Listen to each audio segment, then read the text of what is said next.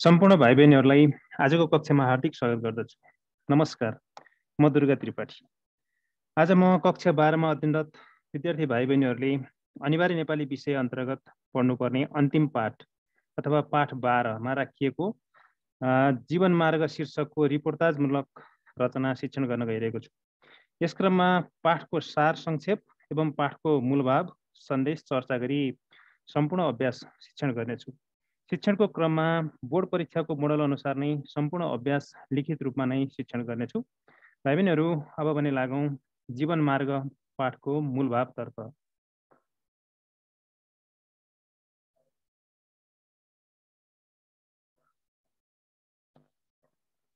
राष्ट्रियताको भावना जगाउँदै उद्यमशीलताको चेतना अभिवृद्धि गर्ने मूल सन्देश प्रवाहित जीवन मार्ग शीर्षकको रिपोर्टाजमूलक रचनामा विश्वव्यापीकरणको आजको प्रतिस्पर्धाको युगमा औद्योगिक उत्पादनको बिक्री वितरणमा कसैको पनि एकाधिकार नहुने भएकाले हामीले हाम्रा औद्योगिक वस्तुहरू जति मौलिक, अर्ग्यानिक र प्राकृतिक उत्पादन गर्न सक्छौँ त्यति नै विश्वभर फैलिनेछन्, बिक्नेछन् अनि बजारीकरणको कुनै समस्या हुने छैन। औद्योगिकरणको वृद्धिसँगै राष्ट्रिय समृद्धि हुनेछ भन्ने मूल भाव अभिव्यञ्जित छ। विकास र समृद्धिको मूल आधार नै उद्योग भएकाले नेपाली मौलिकतामा, नेपाली स्रोत साधनमा उद्योग खोल्नुपर्छ र त्यस्ता उद्योगबाट उत्पादित सामान मात्रै हामीले विदेशमा निर्यात गर्न सक्छौँ भन्ने तथ्यलाई उद्घाटन गरिएको छ। यस रिपोर्टाजमूलक रचनामा चोमोलुङमा औद्योगिक प्रतिष्ठानले नेपालको मौलिकतालाई, पहिचानलाई, स्रोत र साधनलाई अनि श्रम र सिपलाई सदुपयोग गर्दै उत्पादित वस्तुलाई स्वदेश तथा विदेशमा लोकप्रिय बनाउँदै औद्योगिक सफलता हासिल गर्न सफल भएको तथ्यलाई प्रस्तुत गरिएको छ।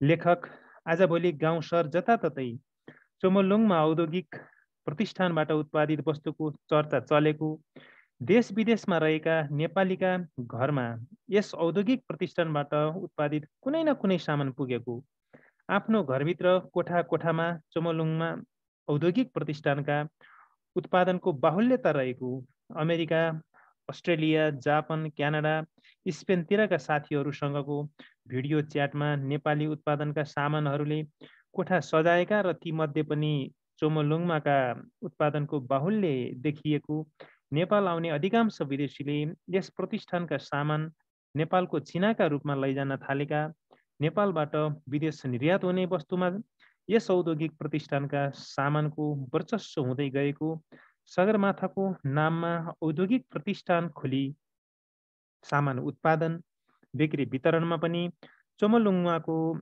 शिखर चुम्न सफल बनेको तथ्यले अत्यन्तै प्रभावित भएका छन्। यस रिपोर्टाजका लेखकलाई चोमोलुङमा औद्योगिक प्रतिष्ठानको नाम पहिलो पटक सुन्दा गजब लागे पनि केही समयपछि त्यस प्रतिष्ठानका उत्पादन उनको घरमा सुरुमा उनकी जीवन सङ्गिनीले बाँसको काइयो, थाँक्रो अनि फिपी, नाङ्लो, डालो, चाल्नो, थुन्से ल्याउँछिन् अनि केही दिनपछि बुबाले ठेकी, मदानी, सुरु, चम्मर अनि निगालाबाट बनेका पूजा सामग्री राख्ने ढक्की र धार्मिक किताब राख्नका लागि सानो र्याक पनि ल्याउनुहुन्छ पनि बिस्तारै गलैँचा, राडी, लुकुनी, थाङ्का, घर्यासी सामग्रीका साथै चौरीको घिउ, मह, गुराँसको जुस, मान्द्रेको अचार, कटुसका दिउल आदि खाद्यान्न सामग्रीहरू भित्रिनुका साथै लेखकको घरमा चोमोलुङमा औद्योगिक प्रतिष्ठानका सामान भएनन् भने भात भान्सै नहुने स्थिति बन्छ।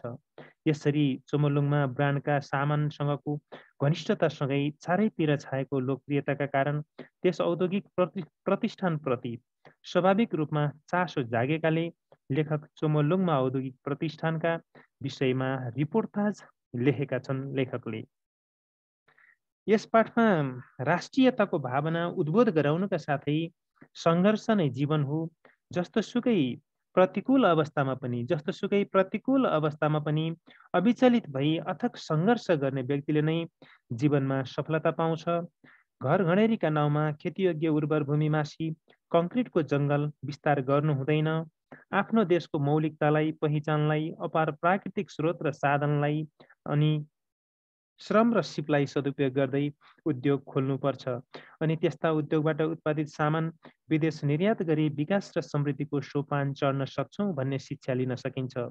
दुनियाँलाई ठगेर आफू धनी बन्ने काम उद्यम नभएर अधम भएकाले आफूसँगै अरूलाई पनि धनी बनाउने उद्यमी बन्नुपर्छ भन्ने शिक्षा लिन सकिन्छ। उद्यमीले गुणस्तरमा सम्झौता गर्नु हुँदैन। स्वस्थ प्रतिस्पर्धा, सहकार्य र आदान प्रदानको संस्कृति बसाउनुपर्छ। सफल उद्यमी बन्नका लागि नयाँ नयाँ कुराको परिकल्पना गर्न सक्नुपर्छ। केही गर्दा जोखिम पनि मोल्न तयार हुनुपर्छ। परिश्रम नै सफलताको कडी हो। केही नगर्नुभन्दा देखासेखी गर्न सकिन्छ, तर आरिसले जल्नु हुँदैन भन्ने जस्ता शिक्षा वा सन्देश प्राप्त गर्न सकिन्छ यस पाठबाट, जीवन मार्ग रिपोर्टाजमूलक रचनाबाट। अब भने भाइ बहिनीहरू अभ्यासतर्फ लागौँ। यो मुख्य सार र सन्देश जीवन मार्ग जुन रिपोर्टाजमूलक यो पाठको चाहिँ यो सार संक्षेप थियो र शिक्षासँगै अब भने अभ्यासतर्फ लागौँ। अभ्यासमा शब्द भण्डार। शब्द भण्डारमा प्रश्न नम्बर 1 मा भनेको छ शब्द र अर्थका बीचमा जोडा मिलाउनुहोस्। हेरौँ, मौलिक शब्दको अर्थ कसैको आधार नलिएको सृजनात्मक भन्ने हुन्छ। बाहुल्य शब्दको अर्थ धेरै हुनको भाव अथवा अवस्था भन्ने हो। जतन भनेको सुरक्षित हो। चिनो भनेको चिन्ह निशान हो। निर्यात भनेको स्वदेशबाट विदेशमा सामान पठाउने काम हो। वर्चस्व भनेको आफ्नो अधिकार बाहिरको कुरामा गरिने दखल हो। मूर्त भनेको स्पष्ट आकार भएको। त्यस्तै गरी किनिमा, किनिमा भनेको भट्टमासबाट बनाइएको एक प्रकारको परिकार हो। मकर नुहाउनु भनेको माघे सङ्क्रान्तिमा नुहाउने काम हो। हस्तक्षेप भनेको नियन्त्रण अथवा अधिकार हो। त्यसै गरी फत्ते भनेको सम्पन्न अथवा चाहिँ पुरा गर्नु भन्ने हुन्छ। पुरा गर्नु, पुरा। त्यस्तै गरी प्रश्न नम्बर 2 मा भनेको छ तल पाठमा भएका खानेकुराका नामको सूची दिइएको छ। शिक्षकको सहयोगबाट ती खानेकुराका बारेमा थाहा पाउनुहोस् भनेको छ। हेरौँ, यी शब्दहरूको चाहिँ जुन सूची छ यसलाई खानेकुराका बारेमा यिनको बारेमा चाहिँ थोरै जानकारी यानि कि अर्थ लेखौँ। कटुसका दिउल। कटुसका दिउल भनेको खस्रो, फ्लाट आदिका जस्ता पात हुने रुखको फलभित्रको फग्ल्याटो उम्रने भाग, बिजन, बियाँ। त्यस्तै गरी अर्को सतीबयर। सतीबयर, सतीबयर भनेको भेट्नै पिच्छे 3-3वटा पात लाग्ने, पहेँला वा राता फुल फुल्ने, मसिना अमिला दाना फल्ने बोट वा फल हो सतीबयर भनेको। कटुसका दिउल भनेको कटुस भित्रका चाहिँ कटुसको गेडा भित्रको चाहिँ जुन फग्ल्याटो अथवा उम्रने भाग, बिजन, बियाँ भन्ने हुन्छ। सतीबयर भनेको चाहिँ यो भेट्नै पिच्छे 3-3वटा पात लाग्ने, पहेँला वा राता फुल फुल्ने, मसिना अमिला दाना फल्ने बोट अथवा चाहिँ फल बयरको एउटा प्रकार हो। त्यसै गरी सिन्की। सिन्की भनेको खाडल वा गोल्फु जुन घैँटो, खाडल अथवा गोल्फु घैँटो आदिमा खाँदेर अमिल्याइएको मुला नै सिन्की हो। सुचिया भनेको नुन चिया हो। नुन राखेर पकाइएको चिया, नुन चिया, सुचिया। त्यस्तै गरी मार्सी चामल। मार्सी चामल भनेको एक असल जातको धानको चामल जुन समुद्री सतहबाट 3000 मिटर भन्दा माथि हिमाली क्षेत्रमा फल्छ। त्यस्तै गरी गहत। गहत भनेको एकै भेट्नामा फुस्रा 3 पात हुने, पहेँला फुल फुल्ने र लाम्चा कोसा लाग्ने दाल जातको लहरो अथवा त्यसैको कोसामा फल्ने सेतो रातो कालो 3 जातको हुने चेप्टो आकार भएको गेडादार अन्न हो। गहत गेडागुडी अन्तर्गतको अन्न हो। बुङको आलु भनेको हेरौँ त, बुङको आलु भनेको बाँझो जमिनमा उम्रिएको झारपात सहितको माटोको चपरीलाई पाखैभरि ड्याङ बनाएर सुकाई आगोले पोलेपछि त्यही माटो र खरानीमा आलु रोपी फलेको आलु हो। माटो र खरानीमा मात्रै फल्ने आलु यो अन्य सामान्य आलुभन्दा महँगो हुन्छ र यो चाहिँ विशेष गरी प्राङ्गारिक अथवा अर्ग्यानिक जैविक उत्पादन हो आलु, जुन चाहिँ प्रति केजी 200 सम्म पर्छ भनिन्छ। त्यस्तै गरी पिँडालु। उत्तानो परेका ठुला नरम पात हुने, जरा काँचै खाँदा कोक्याउने र धेरै सेला भएको आलु जस्तो कन्द वा गानु फल्ने एक वनस्पति हो। कर्कला वा त्यस जराको गानु उसिनेर अथवा तरकारी पकाएर खाइने वनस्पति विशेष हो पिँडालु। त्यस्तै गरी जिम्बु। जिम्बु भनेको लामा लामा मसिना पात र गन्धे झार झैँ थुङ्गा पारेर परेका प्याजी रङका फुल हुने, गुन्द्रुक जस्तै देखिने, घिउ तेलमा फुराएर दाल तरकारी आदि झान्ने काममा प्रयोग गरिने वनस्पति। कफ वायु शमन गर्ने र हृदयलाई हित गर्ने बुटी जिम्मु पनि भनिन्छ। त्यस्तै गरी अर्को हेरौँ प्रश्न नम्बर 3 मा। प्रश्न नम्बर 3 मा के छ त हेरौँ। शिक्षक र साथीहरूसँग सोधखोज गरेर दिएका सामानहरूको बारेमा थाहा पाउनुहोस् भनेको छ। यहाँ चाहिँ यी सामानहरू छ, यसलाई चाहिँ अर्थगत रूपमा हामीले बुझ्नुपर्ने हुन्छ। हेरौँ यिनीहरूको अर्थसहित। यहाँ चाहिँ काइयो। काइयो भनेको हामी सबैलाई थाहा छ, केस मिलाउने वा सफा गर्ने कडा रबर, प्लास्टिक, बाँस, श्रीखण्ड, धातु आदिद्वारा बनाइएको दाँतीदार वस्तु हो। कपाल कोर्न प्रयोग गरिने साधन काइयो पनि भनिन्छ। त्यसै गरी थाँक्रो। थाँक्रो भनेको वर्षायाममा फल्ने काँक्रो, घिरौँला, सिमी, इस्कुस आदि लहरालाई प्रशस्त झ्याङ्गिन दिन आड स्वरूप भुइँमा गाडिने काठ, रुखको हाँगो आदि थाँक्रो। त्यस्तै गरी फिपी। फिपी भनेको के होला हेरौँ त। फिपी भनेको बेत, बाँस आदिका चोयाले बुनेको एक प्रकारको बिर्को वाल भाँडो, चोयाको डिब्बा हो फिपी भनेको। त्यस्तै गरी नाङ्लो भनेको के हो हेरौँ त। नाङ्लो भनेको चाहिँ बाँसका चोयाबाट बुनेर गोलाकार रूपमा बिट राखी बनाइएको ठुलो थाल जस्तो अनाजहरू निफन्ने साधन, जसलाई सुपो पनि भनिन्छ। डालो। डालो भनेको बाँस, निगाला आदिका चोयाले बुनेको अन्न पात हाल्ने फराक मुख भएको केही गहिरो भाँडो, जुन डालो भनिन्छ। चाल्नो भनेको पिठो, सुर्तीको धुलो आदि छान्न मसिना पाल पारिएको फलामको पाता राखेर बनाइएको एक साधन हो। गलैँचा भनेको तनौटोमा सुतेको डोरी र बुनौटोमा भेडा वा भ्याङ्लुङको ऊन प्रयोग गरी विभिन्न रङका बुट्टा पारेर बुनिने बाक्लो नरम बिछ्यौना हो। राडी भनेको घरेलु उद्योगका रूपमा प्राय नेपाली ऊनबाट बुनिने काम्लो जस्तो खस्रो बिछ्याइने वस्त्र हो। लुकुनी भनेको के हो हेरौँ त। लुकुनी भनेको मिहिन राडीबाट सिएर तयार गरिएको जिउमा लगाउने एक प्रकारको न्यानो कपडा हो, जसलाई लुकुनी भनिन्छ। थाङ्का भनेको कागज, कपडा आदिमा अङ्कित बौद्ध धर्मसँग सम्बन्धित रङ्गीन चित्र विशेष, जसलाई पौवा पनि भनिन्छ। त्यस्तै गरी खाडीको कपडा भनेको के हो त। खाडीको कपडा भनेको घरेलु तानमा बुनिएको माटो खस्रो कपडा, एक प्रकारको के भन्छ मोटो खस्रो कपडा है। यसलाई यो खाडीको कपडा भनेको घरेलु तानमा बुनिएको मोटो मोटो खस्रो कपडा, एक प्रकारको खादी वा खद्दर। त्यस्तै गरी अर्को हेरौँ। भाङ्राको झोला भनेको पाटाबाट बुनेको बोरा जस्तो खस्रो कपडाको झोला, भाङ्राबाट बनेको झोलालाई भाङ्राको झोला। जुन चाहिँ अनि अर्को के छ, बाँसका कुर्सी भनेको छ। यो त बाँसबाट बनाइएका कुर्सी हो। लाम्चा तिखा पात, सेता फुल र जौ जस्ता फल हुने, बीचबीचमा आँख्ला भएको र भित्र खोक्रो रहने वनस्पति विशेषबाट बनाइएका पछिल्तिर आडा भएको चार खुट्टे अग्लो आसनलाई बाँसका कुर्सी भनिन्छ। सोफा। सोफा भनेको कपास, फोम, स्प्रिङ आदि जडित बाहिरबाट कपडा आदिको आवरण हाली तयार पारिएको अडेसदार लामो बेन्च हो। त्यस्तै गरी डालो। बाँस, निगाला आदिको चोयाले बुनेको अन्नपात हाल्ने फराक मुख भएको केही गहिरो भाँडो, जसलाई डालो भनिन्छ। थुन्से भनेको प्राय पहाड खण्डमा चिजबिजहरू पिठ्यूमा बोक्न प्रयोग गरिने बाँस वा निगालाका चोयाले बुनिएको कतै पनि आँखा वा प्वाल नभएको डोको जस्तै एक साधन हो, तर चाहिँ यसमा आँखा अथवा प्वाल भएको हुँदैन। बाँस र निगालाका चोयाले बुनिएको कतै पनि आँखा अथवा प्वाल नभएको डोको जस्तै एक साधन।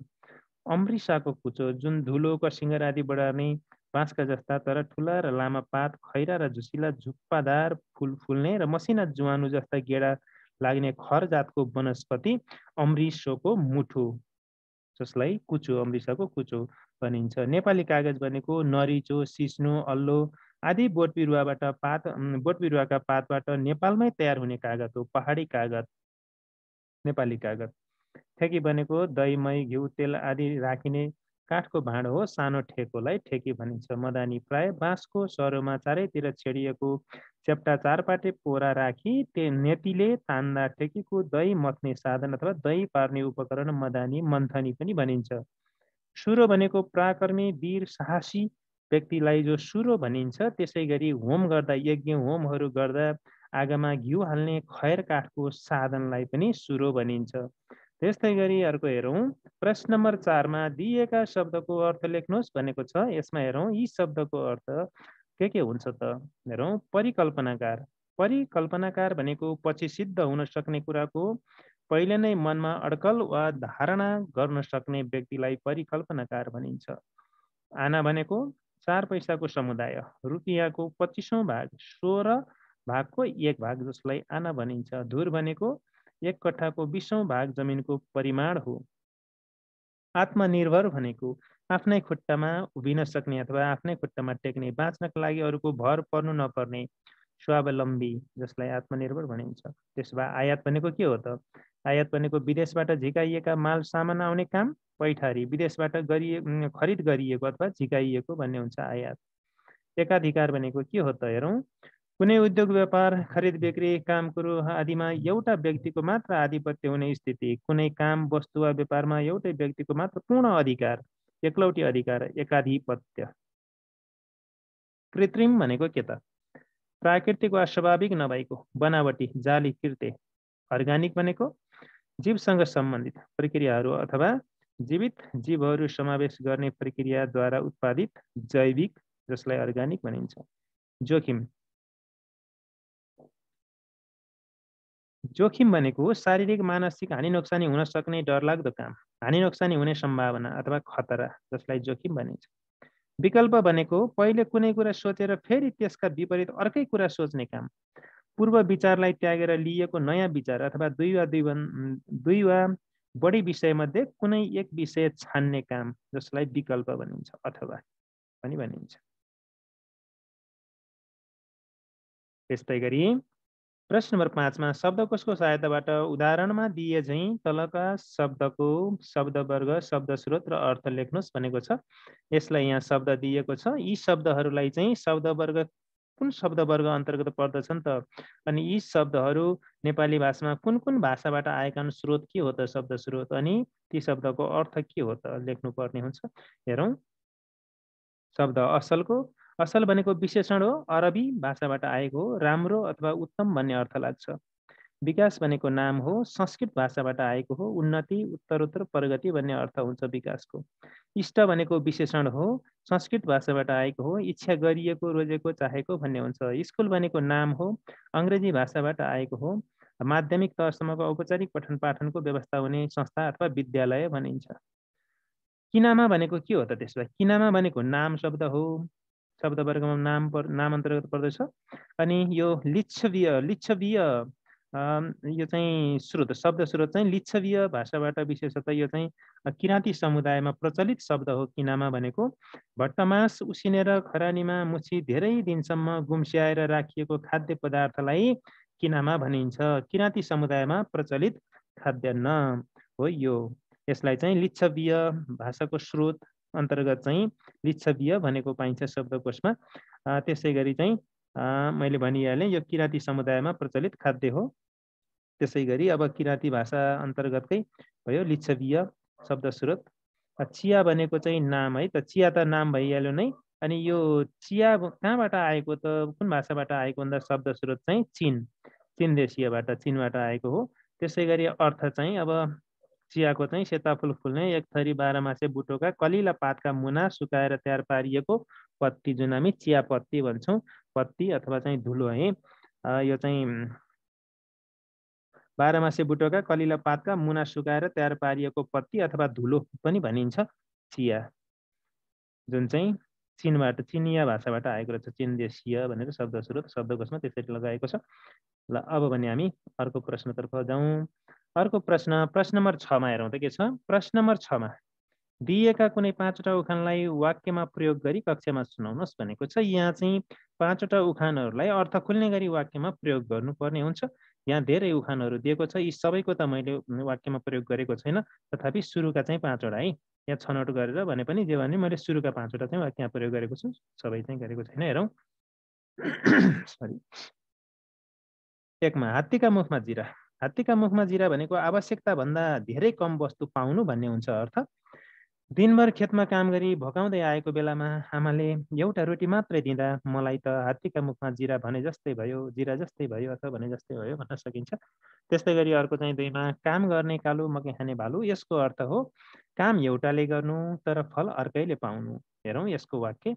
काम गर्ने कालो मकै खाने भालु भने झैँ परिश्रमी कृषकहरूले पसिना बगाई उब्जाएको फलफुल तरकारीबाट बिचौलियाहरूले फाइदा उठाएका छन् भनेर लेख्न सकिन्छ। 3 मा खाने मुखलाई जुँगाले छेक्दैन, पौरखी मान्छेलाई कुनै कुराले रोक्दैन भन्ने हो यसको अर्थ।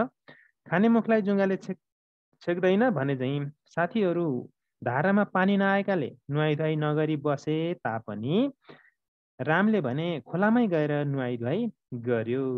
आखिरी खाने मुखलाई जुँगाले छेकेन, पौरखी मान्छेलाई कुनै कुराले रोकेन, यानि कि पानी नआए पनि राम धारामै गएर नुहायो भन्ने कुरा भयो।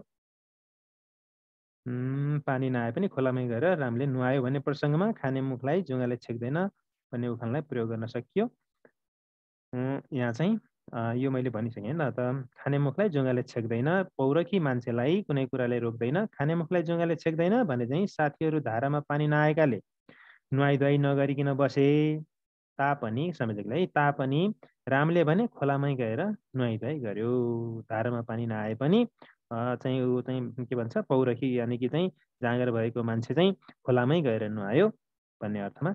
अनि गर्ने भन्ने अनुमान पगरी उठ्ने ढेडु, काम गर्ने एउटा जस पाउने अर्को भन्ने अर्थ हुन्छ। गर्ने भन्ने अनुमान पगरी उठ्ने ढेडु, काम एउटाले गर्ने कामको जस अर्कैले पाउने भन्ने अर्थ चाहिँ। गर्ने भन्ने अनुमान पगरी उठ्ने ढेडु भने चाहिँ गाउँलेहरूको श्रमदानबाट गाउँमा बाटो पुग्यो, तर गाउँपालिकाले भने गाउँले प्रमुखलाई सम्मान गर्यो। यसरी चाहिँ गाउँलेहरूले काम गरे जस चाहिँ गाउँले प्रमुखले पाए भन्ने अर्थमा। घाँटी हेरी हाड निल्नु, आफ्नो क्षमता हेरी काम गर्नु। घाँटी हेरी हाड निल्न नजान्ने, घाँटी हेरी हाड निल्न नजान्ने रामले साहुसँग चर्को ब्याजमा ऋण काढी छोरीको विवाहमा हैसियतभन्दा बढी खर्च गरेकाले ऊ साहुको ऋण तिर्न नसकी मुगलान भासिएछ भनेर यसरी लेख्न सकिन्छ। अब हेरौँ बोध अभिव्यक्तितर्फ। अगाडिको शब्द भण्डार थियो, अब बोध अभिव्यक्तिमा हेरौँ के छन्। प्रश्न 1 मा चाहिँ रिपोर्टाज पाठ पढी सोधिएका प्रश्नको उत्तर भन्नुहोस् भनेको छ। यसमा पहिलो के छ कमा हेरौँ त। चोमोलुङमा औद्योगिक प्रतिष्ठान कस्तो प्रतिष्ठान हो भनेको छ। यसको उत्तर चाहिँ चोमोलुङमा औद्योगिक प्रतिष्ठान विगत 5 वर्षदेखि स्थानीय कच्चा पदार्थको प्रयोग गरी नेपालको मौलिकता र पहिचानमा आधारित वस्तुको उत्पादन गरी स्वदेश र विदेशमा बिक्री वितरण गर्ने लोकप्रिय औद्योगिक प्रतिष्ठान हो भनेर लेख्ने। त्यसै गरी खमा चोमोलुङमा औद्योगिक प्रतिष्ठानबाट बिक्री गरिने सामान किन लोकप्रिय भए भनेको छ। यसमा हेरौँ चोमोलुङमा औद्योगिक प्रतिष्ठानबाट बिक्री गरिने सामान नेपालको मौलिकता र पहिचानमा आधारित भएकाले लोकप्रिय भए। त्यसै गरी गमा छिरिङको पारिवारिक पृष्ठभूमि कस्तो छ। छिरिङको पारिवारिक पृष्ठभूमि हेरौँ। छिरिङको परिवारमा छिरिङ बाबा आमा र भाइ बहिनीहरू छन्। थोरै मात्र भएको जग्गा जमिनको उब्जनीले 3-4 महिना पनि धान्दैनथ्यो। बुबाले भारी बोकेर अनि आमाले बनिबुत गरेर उनीहरूको जीवन जेनतेन चलेको हुनाले आर्थिक दृष्टिकोणले दयनीय छिरिङको न्यून मध्यमवर्गीय पारिवारिक पृष्ठभूमि कमजोर छ भनेर। पारिवारिक पृष्ठभूमि आर्थिक दृष्टिकोणले चाहिँ कमजोर छ। न्यून मध्यमवर्गीय पारिवारिकको त अब आर्थिक दृष्टिकोणले पनि कमजोर हुने नै भयो, पारिवारिक पृष्ठभूमि कमजोरै छ भनेर लेख्ने है। यस्तै गरी किन छिरिङलाई जग्गा प्लटिङ व्यवसाय ठिक लागेन। यसको उत्तर हेरौँ। जग्गा प्लटिङ व्यवसायबाट पैसा कमाइए पनि खेतीयोग्य जमिन मासिने र कङ्क्रिटको जङ्गल विस्तार हुने अनि नेपालीले वर्षौँ दुःख गरेर कमाएको पैसालाई बर्बाद बनाउने भएकाले छिरिङलाई जग्गा प्लटिङ व्यवसाय ठिक लागेन भनेर लेख्ने। त्यसपछि 2 मा जाउँ। 2 मा चाहिँ दिएको रिपोर्टाज अंशपट्टि सोधिएका प्रश्नको उत्तर लेख्नुहोस् भनेको छ। यो चाहिँ बोर्ड इक्जामको मोडल क्वेसन नै भयो। ल हेरौँ। दिएको रिपोर्टाजको चाहिँ अंश पढेर चाहिँ प्रश्न 2टा प्रश्नको उत्तर लेख्नुपर्ने हुन्छ। यसमा चाहिँ हेरौँ। कमा नेपाली मौलिक उत्पादनको बजार कस्तो छ। यसलाई हेरौँ। प्राचीन सभ्यता र संस्कृतिका अनुयायी हामी नेपालीहरूको पहिचान नै हाम्रो मौलिक परम्परागत जीवनशैली हो। हामीले हाम्रो पहिचानलाई जीवन्तता दिनका लागि नेपाली मौलिक उत्पादनलाई संरक्षण, सम्वर्धन एवं प्रवर्धन गर्नुपर्छ। आफ्नो मौलिकपन सबैलाई प्यारो लाग्दछ। विश्वव्यापीकरणको आजको युगमा नेपालीहरू संसारभर छरिएर रहेका छन्। नेपालीहरू विश्वको जुनसुकै कुनामा पुगे पनि आफ्नै मौलिकता र पहिचानलाई भुलेका छैनन्। जहाँ रहे पनि नेपालीहरूले उपलब्ध भएसम्म आफ्ना मौलिक वस्तुको उपभोग गर्न रुचाउँछन् अनि आत्मगौरव बोध गर्दछन्। त्यसैले नेपाली मौलिक उत्पादनको बजार विश्वभर फैलिएकाले अत्यन्तै राम्रो छ, मौलाउँदो छ, फस्टाउँदो छ। हामीले राम्रा र उपयोगी वस्तुको उत्पादन गर्न सक्यौँ भने बजारको कुनै समस्या हुँदैन।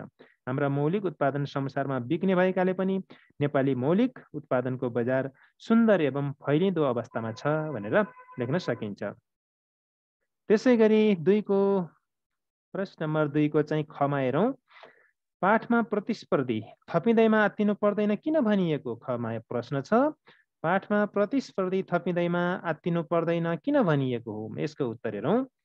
आजको युग विश्वव्यापीकरणको युग भएकाले हरेक ठाउँमा हरेक क्षेत्रमा प्रतिस्पर्धा हुन्छ नै। कहीँ पनि कसैको एकाधिकार चल्दैन। प्रतिस्पर्धी बजारमा आफ्नो उत्पादनलाई टिकाउन र बिकाउनका लागि उत्पादित वस्तुहरू राम्रा, उपयोगी एवं गुणस्तरीय हुनुपर्छ। यदि हाम्रा उत्पादित वस्तु मौलिक एवं पहिचान झल्किने, अर्ग्यानिक र प्राकृतिक भएको खण्डमा संसारभर बिक्नेछन् अनि विश्वभर फैलिनेछन्। विश्वभर फैलिएका नेपालीले खोजी खोजी किन्नेछन्। विश्वव्यापीकरणसँगै बजारको पनि विस्तार भएकाले कुनै एउटा उद्योगको उत्पादनले मात्र सबैको माग र आवश्यकतालाई पुरा गर्न सक्दैन। कुनै एउटा क्षेत्रमा स्थापित उद्योगले सबैको चाहना र आवश्यकता परिपूर्ति गर्न सम्भव नै हुँदैन। आवश्यकता सँगसँगै माग पनि बढिरहेको हुने भएकाले पाठमा प्रतिस्पर्धी थपिँदैमा आत्तिनु पर्दैन भनिएको हो। त्यस पछाडि अब भने हेरौँ अर्को प्रश्न नम्बर 3 मा के भनेको छ। किन लेखक चोमोलुङमा औद्योगिक प्रतिष्ठानको विषयमा रिपोर्टाज लेख्न अग्रसर भए? किन यो रिपोर्टाज लेख्न अग्रसर भएका हुन् त यो लेखक? चोमोलुङमा औद्योगिक प्रतिष्ठानको विषयमा रिपोर्टाज लेख्नका लागि लेखक अग्रसर हुनुको कारण के हो त? त्यसो भए किन अग्रसर भएका हुन् त? हेरौँ। राष्ट्रियताको भावना जगाउँदै उद्यमशीलताको चेतना अभिवृद्धि गर्ने मूल सन्देश प्रवाहित जीवनमार्ग शीर्षकको रिपोर्टाजमूलक रचनामा विश्वव्यापीकरणको आजको प्रतिस्पर्धाको युगमा औद्योगिक उत्पादनको बिक्री वितरणमा कसैको पनि एकाधिकार नहुने भएकाले हामीले हाम्रा औद्योगिक वस्तुहरू जति मौलिक, अर्ग्यानिक र प्राकृतिक उत्पादन गर्न सक्छौँ त्यति नै विश्वभर फैलिनेछन्, बिक्नेछन् अनि बजारीकरणको कुनै समस्या हुने छैन। औद्योगिकरणको वृद्धिसँगै राष्ट्रिय समृद्धि हुनेछ भन्ने मूल भाव अभिव्यञ्जित छ भन्न सकिन्छ। यस रिपोर्टाजमूलक रचनामा चोमोलुङमा औद्योगिक प्रतिष्ठानले नेपालको मौलिकतालाई, पहिचानलाई, स्रोत साधनलाई अनि श्रम र सिपलाई सदुपयोग गर्दै उत्पादित वस्तुलाई स्वदेश तथा विदेशमा लोकप्रिय बनाउँदै औद्योगिक सफलता हासिल गर्न सफल भएको तथ्यलाई प्रस्तुत गरिएको छ। लेखक आजभोलि गाउँ सहर जताततै चोमोलुङमा औद्योगिक प्रतिष्ठानबाट उत्पादित वस्तुको चर्चा चलेको, देश विदेशमा रहेका नेपालीका घरमा यस औद्योगिक प्रतिष्ठानबाट उत्पादित कुनै न कुनै सामान पुगेको, आफ्नो घरभित्र कोठा कोठामा चोमोलुङमा औद्योगिक प्रतिष्ठानका उत्पादनको बाहुल्य रहेको, अमेरिका, अस्ट्रेलिया, जापान, क्यानाडा, स्पेनतिरका साथीहरूसँगको भिडियो च्याटमा नेपाली उत्पादनका सामानहरूले कोठा सजाएका र तीमध्ये चोमोलुङमाका उत्पादनको बाहुल्य देखिएको, नेपाल आउने अधिकांश विदेशीले यस प्रतिष्ठानका सामान नेपालको चिनाका रूपमा लैजान थालेका, नेपालबाट विदेश निर्यात हुने वस्तुमा यस औद्योगिक प्रतिष्ठानका सामानको वर्चस्व हुँदै गएको, सगरमाथाको नाममा औद्योगिक प्रतिष्ठान खोली सामान उत्पादन बिक्री वितरणमा पनि चोमोलुङमाको शिखर चुम्न सफल बनेको तथ्यले लेखक अत्यन्तै प्रभावित भएका छन्।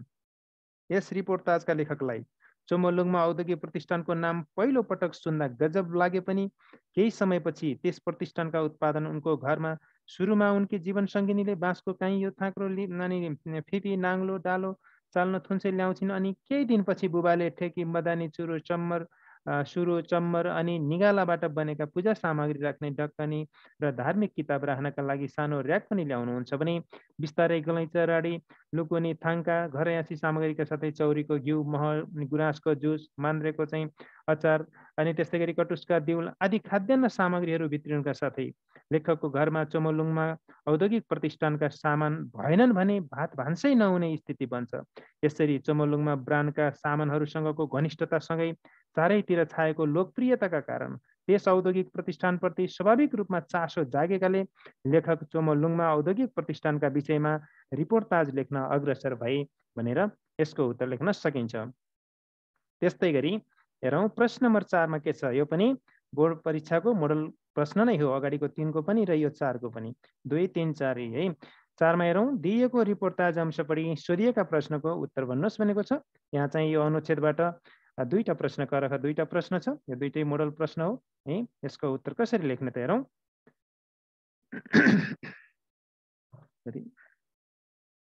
यसमा चाहिँ 4 को क मा छ, देखासिकी गरिखा आरिसे मरिजा भन्ने उखानको तात्पर्य के हो त? देखासिकी गरिखा आरिसे मरिजा भन्ने उखानको तात्पर्य के हो? हेरौँ यसको तात्पर्य। देखासिकी गरिखा आरिसे मरिजा भन्ने उखानको तात्पर्य सकारात्मक कर्म गर्ने वा प्रगतितर्फ लम्किरहेको मान्छेका व्यवहारको वा कर्मको नक्कल वा अनुकरण गर्ने मान्छेले जीवनमा सफलता प्राप्त गर्दछ। तर जसले अरूको प्रगतिमाथि रिस गर्छ ऊ दुर्गतितर्फ लाग्दछ भन्ने हो। उक्त उखानको लक्ष्यार्थ नगर्नुभन्दा केही गर्नु राम्रो भन्ने हुन्छ। अर्काले गरेको देखेर वा हेरेर आफूले पनि गर्न खोज्ने काम अनुकरण सिको नै देखासिकी हो। समयको सही सदुपयोग गरी कर्मयोगको मन्त्र जपी जीवनलाई सार्थक पार्नुपर्छ। अरूको प्रगतिमा डाहा गरी मानसिक रोगी बन्नुभन्दा अरूका राम्रा कामको अनुकरण गरी कर्मयोगी बन्नु उत्तम हुन्छ। आफूले मौलिक सृजनात्मक कार्य गर्न नसके तापनि अरूका सत्कर्मको अनुसरण गरी राम्रा कामको देखासिकी गरी उद्यमी बन्नुपर्छ। अरूको प्रगतिमा डाहा गर्नेको कहिल्यै भलो हुँदैन। समय र श्रमको महत्त्व नबुझ्ने अकर्मण्यवादीहरू अरूको प्रगति देखि सहँदैनन् अनि ईर्ष्या डाहा र जलनले आफैलाई जलाइरहेका हुन्छन्। अरूको प्रगति देखि नसहने आरिष्यहरू मानसिक रूपमा समेत विक्षिप्त बन्न पुग्छन्। आरिष्यहरूको कहिल्यै भलो हुँदैन। कर्मबाट विचलित भई अरूको रिस गर्नेहरूको कहिल्यै सुख शान्ति र प्रगति हुन सक्दैन। त्यसैले मौलिक रचनात्मक कार्य गर्न नसके तापनि अरूका राम्रा कर्मको अनुसरण गरेरै भए पनि जीवनलाई सार्थक पार्न सकिन्छ भन्नु नै देखासिकी गरिखा आरिष्य मरिजा भन्ने उखानको तात्पर्य हो भनेर यसरी लेख्न सकिन्छ। त्यसपछि हेरौँ प्रश्न नम्बर 4 को खमा के छ यसमा हेरौँ त। जति धेरै उत्पादन त्यति धेरै फाइदाको अवस्थामा पुग्ने उपाय के हो भनेको छ। जति धेरै उत्पादन त्यति धेरै फाइदाको अवस्थामा पुग्ने उपाय के हो त? हेरौँ यसको उत्तर। आफ्नै देशको मौलिकपनलाई, पहिचानलाई, स्रोत र साधनलाई अनि श्रम र सिपलाई प्रयोग गरेर उद्योग खोली गुणस्तरीय सामानहरू उत्पादन गरेर विश्व बजारमा बेच्न सके मात्र हामी आत्मनिर्भर हुन सक्छौँ अनि मुलुकले विकास र समृद्धिको सोपान चढ्न सक्छ। हामीले जति धेरै औद्योगिक वस्तुहरू उत्पादन गर्न सक्छौँ त्यति नै धेरै फाइदा हुन्छ नै भन्न सकिँदैन। हामीले जति धेरै औद्योगिक वस्तुहरू उत्पादन गर्न सक्छौँ त्यति नै धेरै फाइदा हुन्छ नै भन्न सकिँदैन, फाइदा नै हुन्छ भन्न सकिँदैन। त्यसैले गुणस्तरमा सम्झौता नगरी स्वस्थ प्रतिस्पर्धा, सहकार्य र आदान प्रदानको संस्कृति बसाल्नु नै जति धेरै उत्पादन त्यति धेरै फाइदाको अवस्थामा पुग्ने उपाय हो। गुणस्तरमा सम्झौता नगरी स्वस्थ प्रतिस्पर्धा, सहकार्य र आदान प्रदानको संस्कृति बसाल्नु नै जति धेरै उत्पादन त्यति धेरै फाइदाको अवस्थामा पुग्ने उपाय हो। विकास र समृद्धिका लागि औद्योगिक क्रान्ति गरी धेरै उत्पादन गर्नै पर्छ। तर धेरै फाइदा लिनका लागि भने सामग्री गुणस्तरीय हुनै पर्छ अनि उद्योगहरू बीचमा स्वस्थ प्रतिस्पर्धा, सहकार्य र आदान प्रदानको संस्कृति पनि बसाल्नुपर्छ जसले विश्वव्यापीकरणसँगै बजार व्यवस्थापनलाई समेत टेवा पुगी उत्पादित सामग्रीको बिक्री वितरण र बजार विस्तार भई धेरै फाइदा लिन सकिन्छ भनेर लेख्न सकिन्छ यसको उत्तर। अब हेरौँ प्रश्न नम्बर 5 मा। प्रश्न नम्बर 5 मा भनेको छ विभिन्न देशको भ्रमणबाट छिरिङले कस्तो शिक्षा पाए? छिरिङले जापान लगायत विभिन्न देशको भ्रमण गरेका छन्। ती विभिन्न देशको भ्रमणबाट कस्तो शिक्षा पाए त? हेरौँ यसको उत्तर।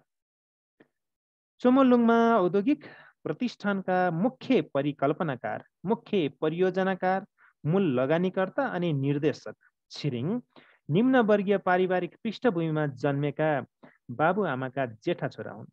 सानै उमेरमा बुबालाई गुमाएपछि बुबाको उत्तराधिकारी भएर बुबाले झैँ कहिले विदेशीको त कहिले स्वदेशीको भारी बोकी पारिवारिक एवं पढाइ खर्च जुटाउँदै प्रवेशिका पास गरेपछि शिक्षक भएका उनी स्नातक सकेपछि सरकारी जागिरे भएका थिए। जागिर छोडेर उनी केही समय ट्रेकिङ व्यवसायमा लागेका थिए। यसै क्रममा उनले विभिन्न देशको भ्रमण गरेपछि अनि जापानमा गएर केही वर्ष काम गरेका थिए। छिरिङले विभिन्न देशको भ्रमणसँगै जापानको भ्रमण गर्दा श्रमको महत्त्व थाहा पाउनुका साथै स्वदेशमै बसेर केही गर्न सकिन्छ भन्ने शिक्षा पाए। आफ्नो देशको मौलिकतालाई, पहिचानलाई, स्रोत साधनलाई अनि श्रम र सिपलाई सदुपयोग गर्दै त्यसलाई विश्व बजारमा बेच्न सके आत्मनिर्भर बन्न सकिने अनि विकास गर्न सकिने शिक्षा पाए।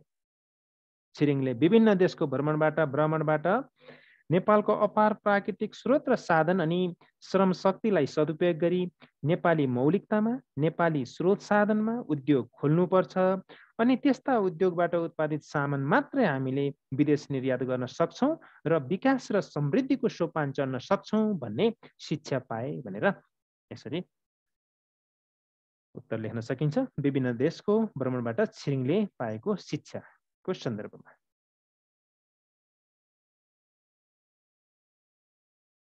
त्यसपछि हेरौँ 6 मा छिरिङको जीवन सङ्घर्षबाट के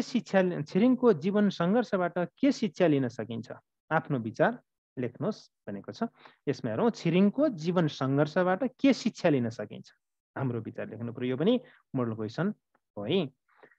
एक सफल उद्यमी बन्न प्रेरणा जगाउने जीवन मार्ग रिपोर्टाजमूलक रचनाका प्रमुख पात्र छिरिङ नेपाल र नेपालीको समृद्धि चाहने सफल उद्यमी अनि सङ्घर्षका पर्याय हुन्। निम्नवर्गीय पारिवारिक पृष्ठभूमिमा जन्मेका छिरिङ बाबुआमाका जेठा छोरा हुन्। बुबाले भारी बोकेर अनि आमाले बनिबुतो गरेर उनको घर व्यवहार चलेको थियो। अचानक बुबाको भारी सहित हिउँमा चिफ्लिएर मृत्यु भएपछि उनले सानै उमेरमा बुबाको उत्तराधिकारी भई बुबाले गरिआएका काम सुरु गरे। उनको पढाइ रोकियो। उनी भारी बोक्न कहिले कटारी, कहिले जिरी त कहिले बेस क्याम्पसम्म जान्थे तापनि सधैँ काम पाइँदैनथ्यो। नाम्चेका व्यापारीको भारी बोक्ने क्रममा एक दिन विदेशी पर्यटकको दया जागी छात्रवृत्तिमा पढ्ने अवसर पाए। विद्यालयमा सरसफाई गर्ने जागिर र बाँकी समयमा पढ्ने अवसर पाएपछि उनी प्रवेशिका पास गरी शिक्षक अनि स्नातक सकेपछि सरकारी जागिरे भएका थिए। जागिर छाडी ट्रेकिङ व्यवसायमा लागेपछि विभिन्न देशको भ्रमण गरेका छिरिङले जापानमा गएर केही वर्ष काम गरेपछि समयको महत्त्व बुझ्ने अवसर पाए।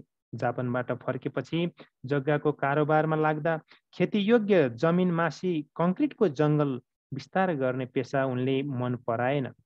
स्रोत साधन अनि श्रम शक्तिलाई सदुपयोग गर्न सके आत्मनिर्भर बन्नुका साथै मुलुकको विकास र समृद्धि हुने तथ्यलाई बुझे मौलिकता अनि स्थानीय स्रोत र साधनको प्रयोग गरी चोमोलुङमा औद्योगिक प्रतिष्ठान खोली उत्पादित सामग्री स्वदेश तथा विदेशमा बिक्री वितरण गरी लोकप्रियतासँगै सफल उद्यमी बन्न सफल भएका थिए छिरिङ।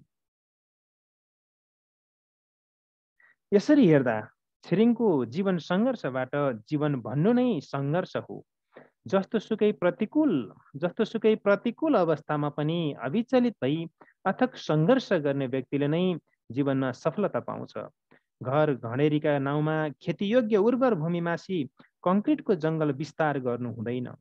आफ्नो देशको मौलिकतालाई, पहिचानलाई, अपार प्राकृतिक स्रोत र साधनलाई अनि श्रम र सिपलाई सदुपयोग गर्दै उद्योग खोल्नुपर्छ अनि त्यस्ता उद्योगबाट उत्पादित सामान विदेश निर्यात गरी विकास र समृद्धिको सोपान चढ्न सक्छौँ भन्ने शिक्षा लिन सकिन्छ। दुनियाँलाई ठगेर आफू धनी बन्ने काम उद्यम नभएर अधम भएकाले आफूसँगै अरूलाई पनि धनी बनाउने उद्यमी बन्नुपर्छ भन्ने शिक्षा लिन सकिन्छ। उद्यमीले गुणस्तरमा सम्झौता कहिल्यै गर्नु हुँदैन। स्वस्थ प्रतिस्पर्धा, सहकार्य र आदान प्रदानको संस्कृति बसाउनुपर्छ। सफल उद्यमी बन्नका लागि नयाँ नयाँ कुराको परिकल्पना गर्न सक्नुपर्छ। केही गर्दा जोखिम त मोल्नु पर्छ नै, केही गर्दा जोखिम मोल्न तयार पनि हुनुपर्छ। परिश्रम नै सफलताको कडी हो। केही नगर्नु भन्दा देखासिकी गर्न सकिन्छ तर आरिसले जल्नु हुँदैन भन्ने जस्ता शिक्षा छिरिङको जीवन सङ्घर्षबाट लिन सकिन्छ भनेर यसको उत्तर लेख्न सकिन्छ। यो पनि बोर्ड परीक्षामा 5 नम्बरको सोध्छ। यस्तै प्रकृतिको आफ्नो विचार तर्क दिने प्रश्न 5 नम्बरको आउँछ। यो पनि आउन सक्छ, सम्भावित प्रश्न भयो। त्यसपछि अब हेरौँ प्रश्न नम्बर 7 मा दिएका उदाहरणको व्याख्या गर्नुहोस्। व्याख्या पनि परीक्षामा एउटा आउँछ। कुनै अब यी हामीले पढेका 12वटा पाठहरू छन्, यी मध्येबाट कुनै पनि व्याख्या आउन सक्छ परीक्षामा। त्यसैले व्याख्यालाई अगाडि अगाडि मैले अघिल्ला पाठहरूमा पनि सुरुका पाठहरूमा जो व्याख्या गर्ने क्रममा चाहिँ भनेकै थिएँ है। कतिपय चाहिँ भाइ बहिनीहरूले भन्नुभएको थियो व्याख्या लामो भयो, धेरै भयो भन्ने कुरा थोरै लेखेर कहाँ हुन्छ त। 4-5 नम्बरको प्रश्न जुन चाहिँ व्याख्यामा चाहिँ त्यो पुग्ने गरी, भोल्युम पुग्ने गरी लेख्नुपर्ने हुन्छ। दिएका उदाहरणको व्याख्या गर्नुहोस् भनेको छ। यसमा हेरौँ, पहिलो के छ, कमा, हामी कहाँ नयाँ कुराको परिकल्पना गर्ने जोखिम मोल्ने भन्दा पनि अरूले गरेको हेरेर त्यसैको अनुसरण गर्ने अस्वस्थ प्रतिस्पर्धा गर्ने चलन छ। यसलाई व्याख्या गर्नुपर्ने हुन्छ। हेरौँ, यसलाई पहिलो अनुच्छेदमा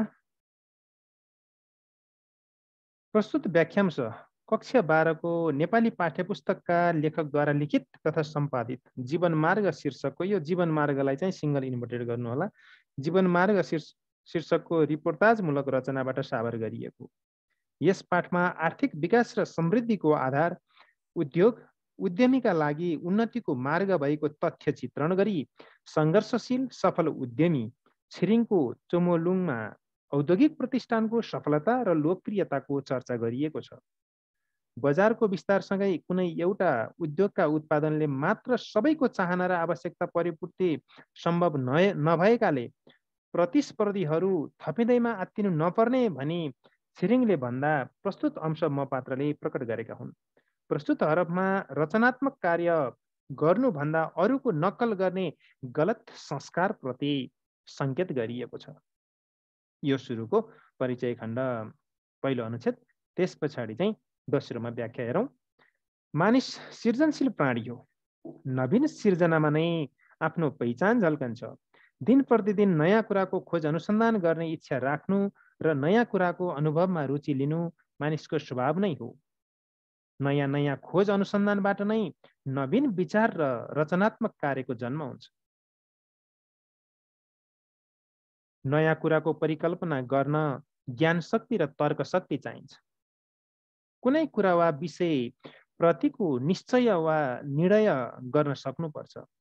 कुनै कुरा बनाउने काम, निर्माण वा रचना गर्ने दृष्टि क्षमता हुनुपर्छ अनि आफ्नो परिकल्पनालाई मूर्त रूप दिन अथक सङ्घर्ष गर्नुपर्छ।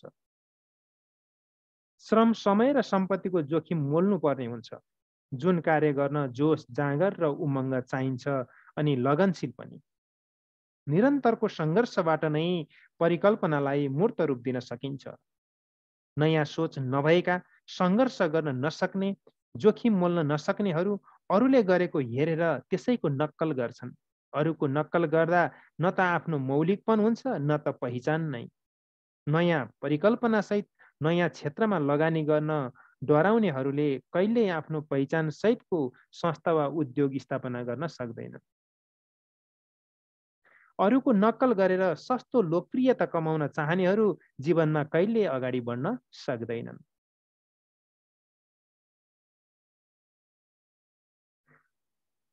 कुनै चोकमा एउटा मोमो पसल राम्रोसँग चल्यो भने एकसाथ 8-10 वटा मोमो पसल खुल्छन्। एउटा मासु पसलमा राम्रो बिक्री भयो भने एकैसाथ 5-7 वटा मासु पसल सँगै खुल्छन्। अरू विषयतिर मानिसको ध्यान नै जाँदैन। कसैले कुनै उद्योगमा नाफा कमाएको देखे भने अरूले पनि उही प्रकृतिका उद्योग खोलेको देखिन्छ। सबैले उही काम गरेर हुँदैन, विकल्प खोज्नुपर्छ। असीमित आवश्यकताको परिपूर्तिका लागि विविधताको आवश्यकता हुन्छ। नेपाली समाजमा अस्वस्थ प्रतिस्पर्धा गर्ने चलन व्याप्त छ, जुन सफल उद्यमी बन्नका लागि कदापि राम्रो हुनै सक्दैन।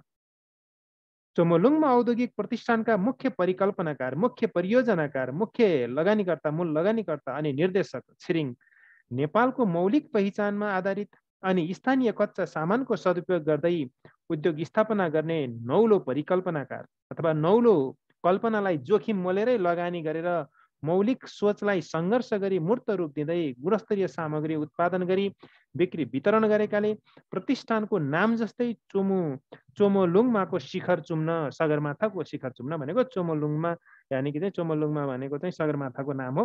चोमोलुङमाको शिखर चुम्न सफल भएका छन्। सगरमाथाको शिखर चुम्न सफल भएका छन्। त्यसपछि अब टुङ्ग्याउने अन्तिम प्याराग्राफ, अन्तिम अनुच्छेद। अत सफल उद्यमी बनी आफ्नो छुट्टै पहिचान स्थापित गर्नका लागि नयाँ कुराको परिकल्पना गर्ने र जोखिम मोल्ने आँट गर्नुपर्छ। अरूको नक्कल गरी अस्वस्थ प्रतिस्पर्धा गर्ने चलनले सफलता हासिल गर्न सकिँदैन।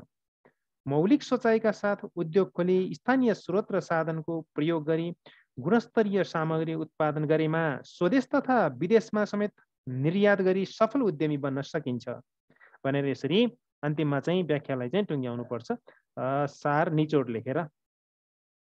त्यस पछाडि हेरौँ व्याख्याको खमा के छ त।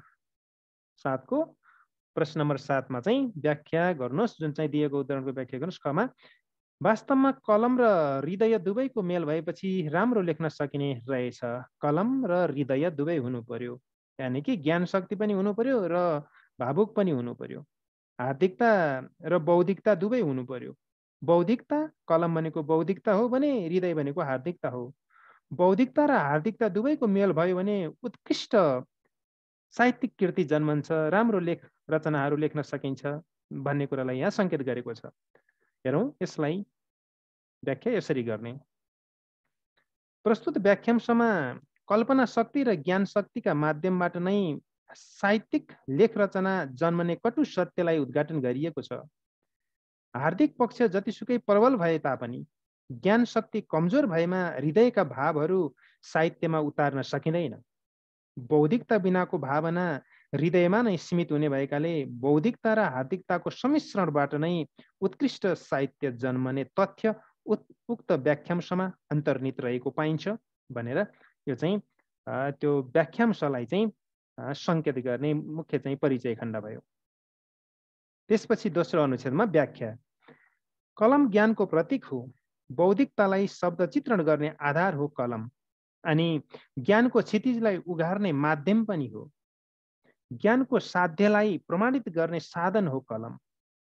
कलमका माध्यमबाट नै बौद्धिक व्यक्तिले हृदयका भाव, विचार, अनुभव र अनुभूतिलाई शब्द चित्रण गर्दछ। महाकवि लक्ष्मीप्रसाद देवकोटाले भने झैँ सजीव अनुभवलाई कलमको माध्यमले कलात्मक प्रकाशन गरी साहित्य सिर्जना गर्न सक्दछ। आफ्नो व्यक्तित्व र कृतित्व निर्माण गरी स्रष्टा बनी सिर्जनामा फुल्न र फक्रन सक्दछ। यदि कलम चलाउने बौद्धिक सामर्थ्य नै छैन भने जतिसुकै भावनाको सागरमा डुबुल्की मारे पनि साहित्यिक मोती टिप्ने कुरा कल्पना पनि गर्न सकिँदैन। तर बौद्धिक व्यक्तिको हातमा कलम र हृदयको गम्भीर भावको मिलन हुन पुग्यो भने साहित्यिक मधु माधुरीको मोती झुल्किन्छ गहिराईबाट शब्द बनी साहित्यमा लहरिँदै। फक्रिन्छ फूल साहित्यको बगैँचामा बनी सुन्दर बास्नादार नवरसले युक्त भई। प्रस्तुत जीवन मार्ग रिपोर्टाजमूलक रचनामा पनि लेखक मपात्रले कलम र हृदयको मेल गराई समाचार र साहित्यको मिलन बिन्दु रिपोर्टाजमूलक रचनालाई कलात्मक पाराले लेखी राष्ट्रियताको सन्देश दिँदै उद्यमी बनी विकास र समृद्धिको सोपान चढ्न अभिप्रेरित गरेका छन् भनेर यसरी लेख्न सकिन्छ व्याख्या। त्यसपछि अब भने प्रश्न नम्बर 8मा जाउँ। प्रश्न नम्बर 8मा चाहिँ तपाईलाई छिरिङसँगको वार्ताका आधारमा तयार पारिएको रिपोर्टाजमूलक रचना, तयार पारिएको जीवन मार्ग रिपोर्टाजमूलक रचना कस्तो लाग्यो? तर्कसहित आफ्नो विचार लेख्नुहोस्। यो पनि मोस्ट इम्पोर्टेन्ट, बोर्ड इक्जाममा यो पनि मोडल क्वेसन हो, सोध्न सक्छ। तपाईलाई छिरिङसँगको वार्ताका आधारमा तयार पारिएको जीवन मार्ग कस्तो लाग्यो? तर्कसहित आफ्नो विचार लेख्नुहोस्। यस्तै प्रकृतिको एउटा प्रश्न चाहिँ बोर्ड इक्जाममा आउँछ नै। यसको उत्तर कसरी लेख्ने? ल हेरौँ त। छिरिङसँगको वार्ताका आधारमा तयार पारिएको जीवन मार्ग मलाई अत्यन्तै राम्रो अनि शिक्षाप्रद लाग्यो। छिरिङ जीवन मार्ग रिपोर्टाजमूलक रचनाका एक सफल उद्यमी बन्न प्रेरणा जगाउने प्रमुख पात्र हुन्। उनी नेपाल र नेपालीको समृद्धि चाहने सफल उद्यमी अनि सङ्घर्षका पर्याय हुन्। निम्नवर्गीय पारिवारिक पृष्ठभूमिमा जन्मेका बाबुआमाका जेठा छोरा छिरिङले अचानक बुबाको भारी बोक्ने क्रममा हिउँमा चिप्लिएर मृत्यु भएपछि सानै उमेरमा बुबाको उत्तराधिकारी भई बुबाले गरिआएका काम सुरु गरेका छन्। उनको पढाइ पनि रोकिएको छ, पढाइ रोकियो। उनले उनले भारी बोक्ने क्रममा एक दिन विदेशी पर्यटकको दया जागी छात्रवृत्तिमा पढ्ने अवसर पाए। विद्यालयमा जागिर र बाँकी समयमा पढ्ने अवसर पाएपछि उनी प्रवेशिका पास गरी शिक्षक अनि स्नातक सकेपछि सरकारी जागिरे भएका थिए। जागिर छाडी ट्रेकिङ व्यवसायमा लागेर विभिन्न देशको भ्रमण गरेका छिरिङले जापानमा गएर केही वर्ष काम गरेपछि समयको महत्त्व बुझ्ने अवसर पाए।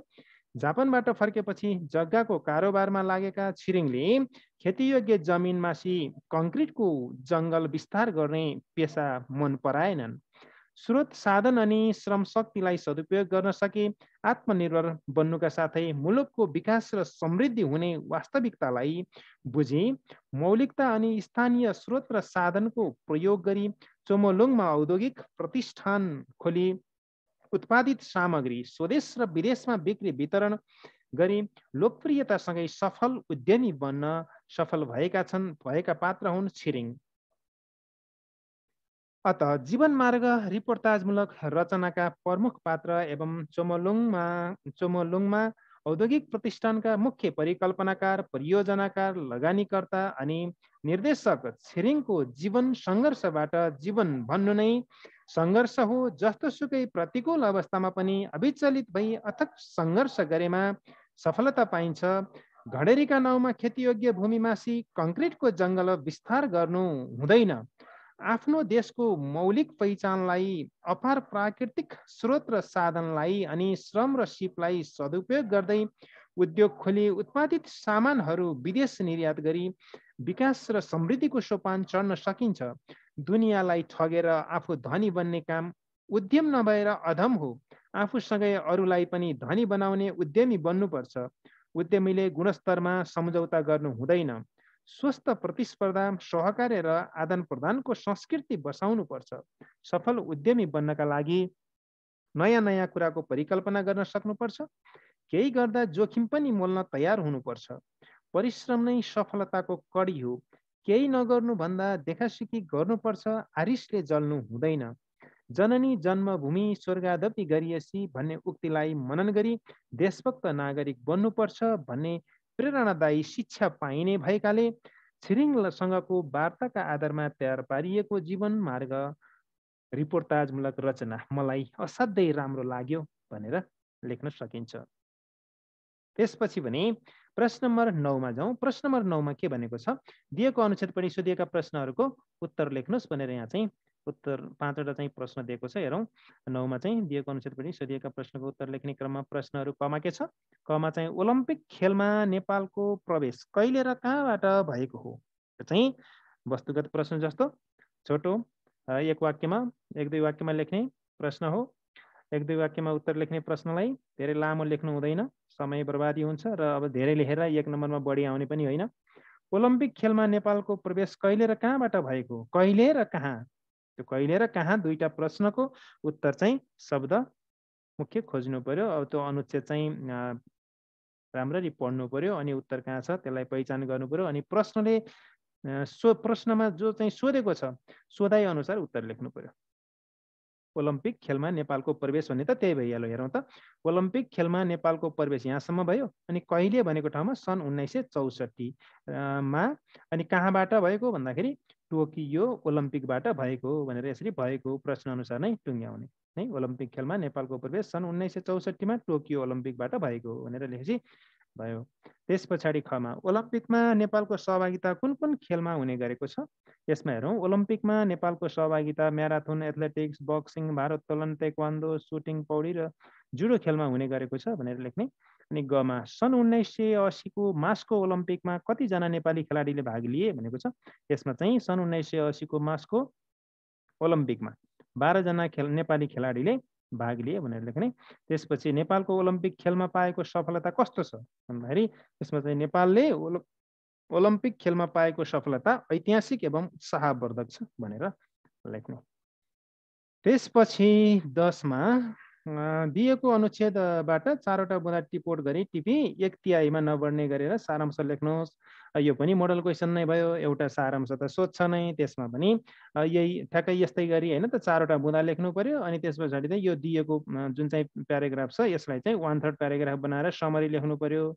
3 भागको 1 भाग त्यसमा वर्ड काउन्ट गर्नै पर्छ, टोटल वर्डलाई चाहिँ डिभाइड 3 गर्नु पर्यो, अनि त्यसपछि आएको सङ्ख्या अनुसार नै सारांश लेख्नु पर्ने हुन्छ। हेरौँ, अब यसको बारेमा मैले अगाडि नै धेरै चर्चा गरिसकेको छु, यसमा धेरै चर्चा गरिन। यसमा चाहिँ पहिला 4वटा मुख्य बुँदाहरू लेख्ने। हेरौँ, त्यो अनुच्छेदको मुख्य 4वटा बुँदाहरूमा पहिलो बुँदा चाहिँ परापूर्व कालदेखि समाजमा प्रचलित कलामध्ये थारू लोककला पनि एक भएको। त्यसै गरी 2मा थारू लोककला अन्तर्गत चित्रकला, मूर्तिकला, वास्तुकला, हस्तकला, अनि त्यसै गरी झुट्टी कला अनि गोडैन कला मध्ये चाहिँ चित्र र मूर्तिकला बढी प्रचलित हुनु। यो चाहिँ असमापिका क्रियापदको प्रयोग गर्नुपर्छ, कमा दिनुपर्छ। यो चाहिँ मैले पहिला पनि भनिरहेको थाहा छ भाइ बहिनीहरूलाई। अनि त्यसै गरी थारू समाजमा पश्चिमतिर अस्टिम्की अनि मिथिला क्षेत्रतिर कुहवर, सितुवा अनि र बाँस बसिनी, सुदूरपूर्वमा मुखकला र सुदूरपश्चिममा सजावटीय चित्र र तथा अद्भृत भनेको छ। त्यहाँ चाहिँ अद्भृत अद्भुत हो कि जस्तो लाग्छ, तर त्यहाँ अद्भृत भनेको छ, अद्भृत मूर्ति बनाउने चलन रहेको। त्यसै गरी 4मा चाहिँ थारू समाजमा पूजाआजा तथा विभिन्न संस्कारजन्य कार्यमा विभिन्न चित्र बनाउनुका साथै प्रस्तर, काष्ठ तथा सेरामिक मूर्तिकला प्रचलनमा हुनु भनेर अन्तिममा चाहिँ पूर्णविराम लेख्ने।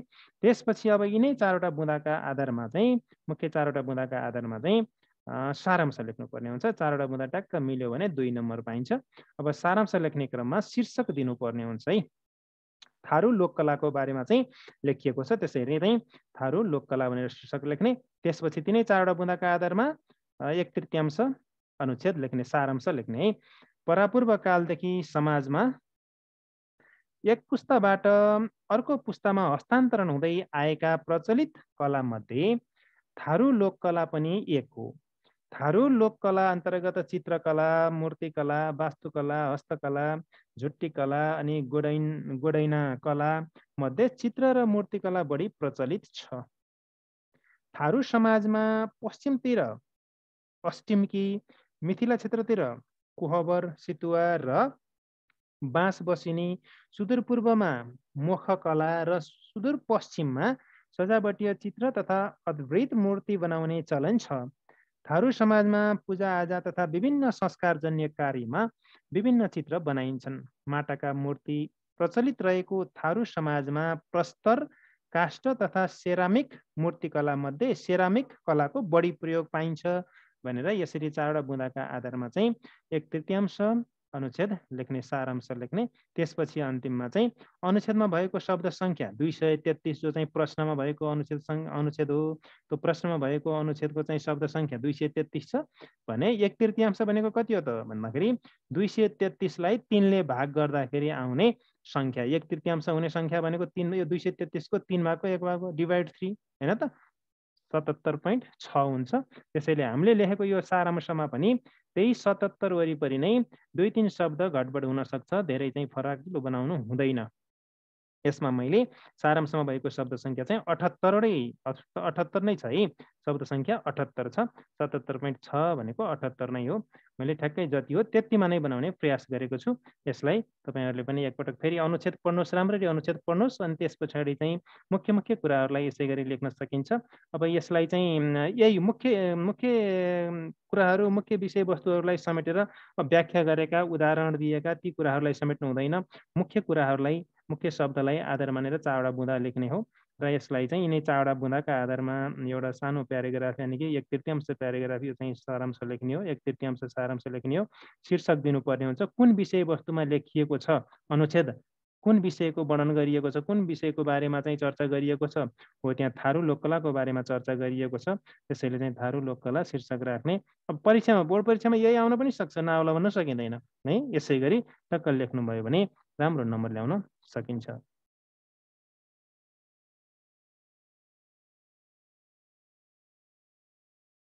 ल त भाइ बहिनीहरू, आजलाई यति नै। अर्को कक्षामा म यो अघिल्लो पाठ 11 र 12 दुईटैको व्याकरण, यो भाषा तत्त्वको बाँकी छ, भाषा तत्त्वहरू शिक्षण गर्न उपस्थित हुने नै छु। आजलाई भने यति नै, धन्यवाद।